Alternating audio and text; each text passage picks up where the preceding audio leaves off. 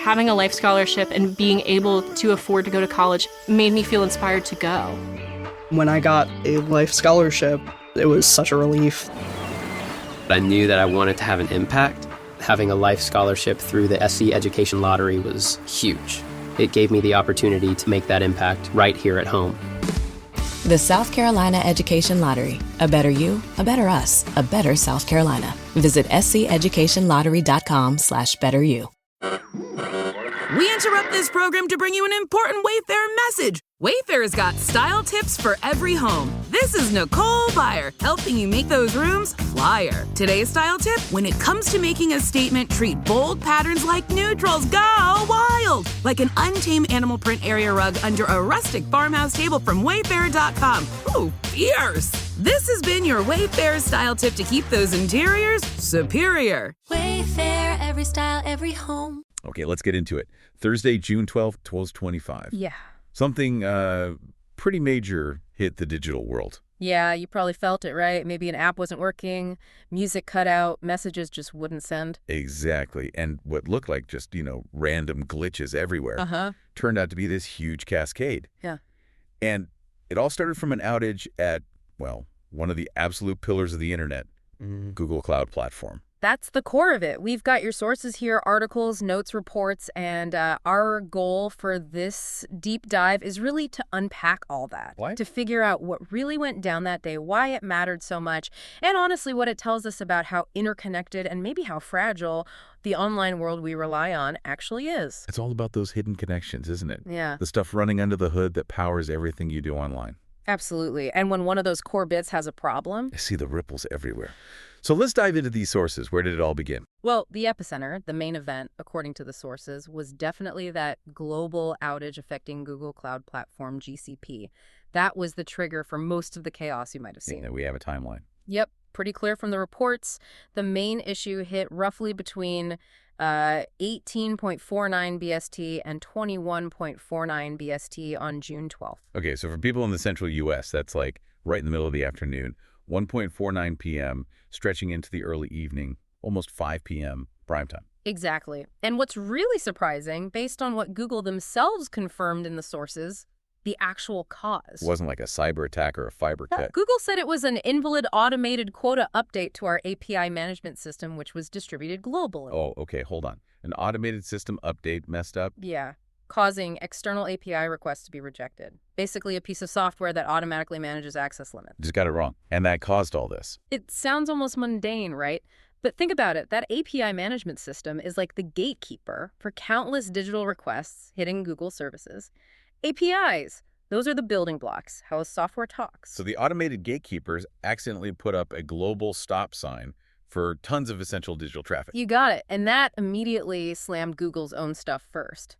The sources list: Google Chat, Gmail, Drive, Docs. I saw reports mentioning spikes for Google Meet too, even if it wasn't like a full-blown red alert outage for Meet specifically. Right. And core tools for developers using GCP, like the Google Cloud Console, started throwing out 503 errors, which basically means service unavailable to anyone trying to connect. And this wasn't just like one data center. No, the sources are clear. It was global. Reports came in from regions in Africa, Asia, Taiwan, South Korea, India, Australia, Europe, Finland, Italy, Germany, Canada, the US. Pretty much worldwide impact. Okay, but Google did jump on it quickly. They did. According to the sources, they worked fast to bypass that faulty offending quota check. That allowed most regions to start recovering within about 2 hours. Most regions. Yeah, the sources flag a specific issue in the Central 1 region. Recovery took much longer there. What was that?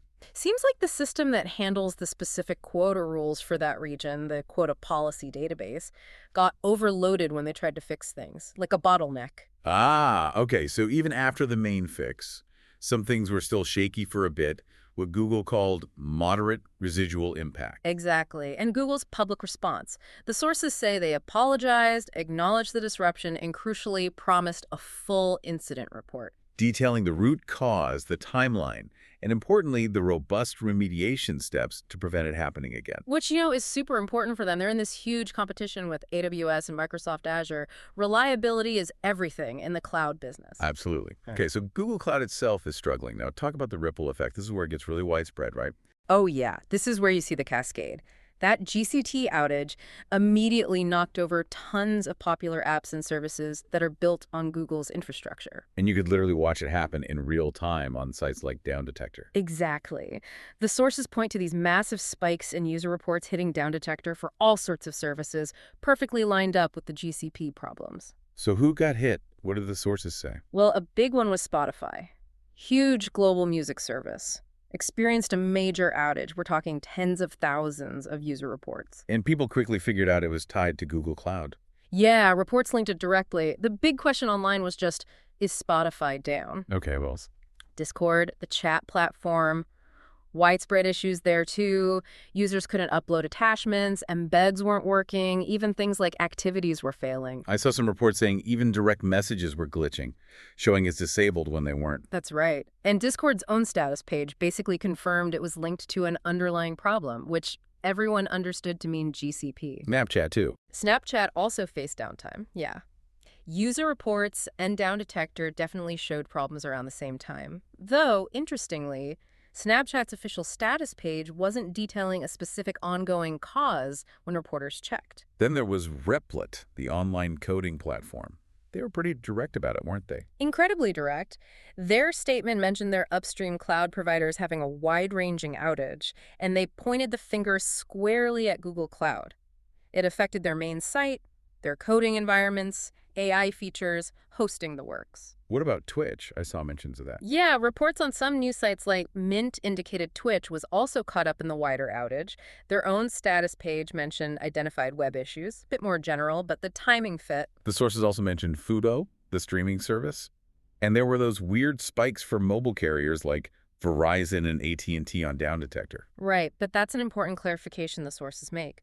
Spokespeople for the carriers quickly said their own networks were fine. So the problem wasn't the phone network itself. It was the apps and services on the internet that people were trying to reach using their phones. Precisely. The third-party services were down because of GCP, so traffic trying to reach them looked like a problem, but it wasn't the carrier's fault. Okay, so GCP was clearly the main domino, but the sources say things were even more complicated that day. Cloudflare and AWS were also in the mix. Yeah, this adds another layer. While GCP was the big story, Cloudflare also had its own separate significant service outage on the very same day, June 12th. Wait, separate, not just a ripple from Google. Mostly separate, yes. Cloudflare said their outage hit a bunch of their critical services. Workers, KV, Warp, Access, Images, parts of their dashboard. And their cause was different. Completely different, according to them. They attributed it to a failure in the underlying storage infrastructure used by our workers' KV service. So a problem with their own internal database system. Okay, but didn't the sources mention some link to Google Cloud for Cloudflare? There's a small nuance there, yeah. A Cloudflare rep did mention that a limited number of services at Cloudflare use Google Cloud and were impacted. Ah, okay. So a tiny piece of Cloudflare was affected by the GCP outage, but their main big outage that day was their own internal issue. Exactly. It just shows how layered these dependencies can get.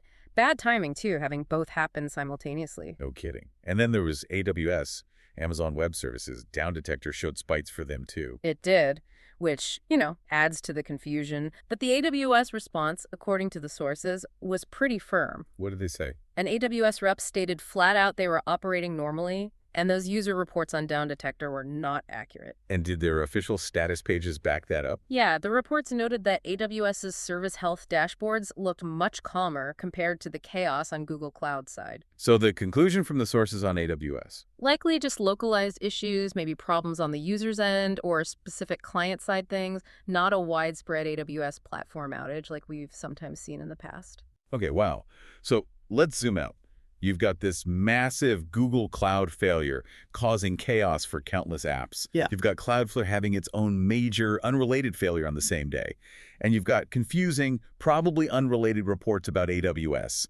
What does this whole mess on June 12th tell us about, well, the internet we use constantly? I mean, if you wanted a stark reminder, this was it. It really highlights the incredible interconnectedness, but also the inherent vulnerability of the whole system. It's like you don't realize how much relies on these few foundational pillars until one of them shakes. Precisely. It shows how one failure, even something seemingly technical and small like that invalid automated quota update at a single major cloud provider, Can just instantly ripple outwards, affecting millions of people globally, hitting services they use for work, for talking to friends, for entertainment. And the reason it cascades like that is because such a huge chunk of the modern internet runs on just a handful of these giant platforms, GCP, AWS, Azure. Creates these massive potential single points of failure, doesn't it? It does. Now, obviously, these companies invest billions in redundancy and resilience. They're designed to handle failures. But the scale is just immense. And the complexity. Exactly. The sheer scale and complexity mean that even apparently minor internal issues can sometimes have these outsized global consequences. Nobody's perfect, even at that scale. It also kind of highlights how quickly we all know about it now, right? Yeah. Going down detector lights up, the chatter on social media. Absolutely. It shows the power of that real-time public awareness. And it really underscores why it's so vital for these providers to have super rapid response plans and, importantly, clear, transparent communication through their status pages.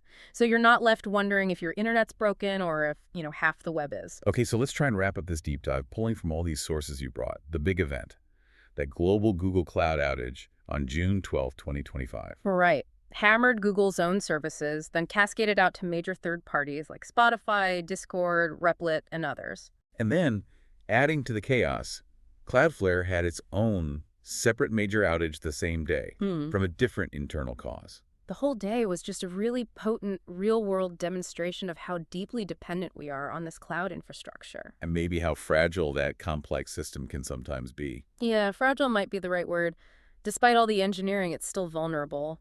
And the sources note Google got the main issue fixed and is doing that full post-mortem promising improvements. Which is what you'd expect, yeah. They have to learn from this. But it leaves you thinking, doesn't it? As we push more and more of everything, our work, our entertainment, critical infrastructure onto these huge centralized cloud platforms, events like this really drive home the need for constant vigilance, for incredibly fast response plans.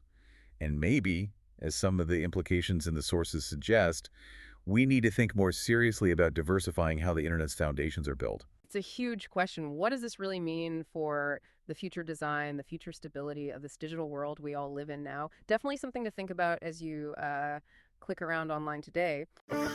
Having a life scholarship and being able to afford to go to college made me feel inspired to go. When I got a life scholarship, it was such a relief. I knew that I wanted to have an impact. Having a life scholarship through the SC Education Lottery was huge. It gave me the opportunity to make that impact right here at home. The South Carolina Education Lottery. A better you, a better us, a better South Carolina. Visit sceducationlottery.com/betteryou.